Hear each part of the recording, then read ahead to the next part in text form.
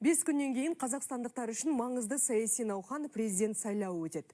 Басты саяси дода жақындаған сайын кандидаттардың үгіт-насихат жұмыстары қыза түсті. Үміткерлер мен олардың сенімді өкілдері сайлаушылармен кездесіп, дауыс беруге шақырып жүр.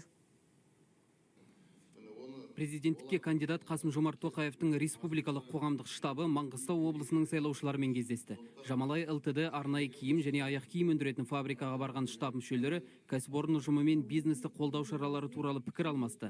Ал өңір мұнайшылармен кездесу барысында еңбек қауіпсіздігі мен жұмысшылардың құқығын қорғау мәселелері сөз болды. Қалалық ипподромда спорт саласының өкілдерімен және жергілікті Көкмойнақ командасының шабандоздарымен кездесу өтті. Барша қазақстандықтар сайлау учаскелеріне келіп, өз таңдауын жасау арқылы саяси мәдениеттің жоғарғы деңгейін көрсету маңызды.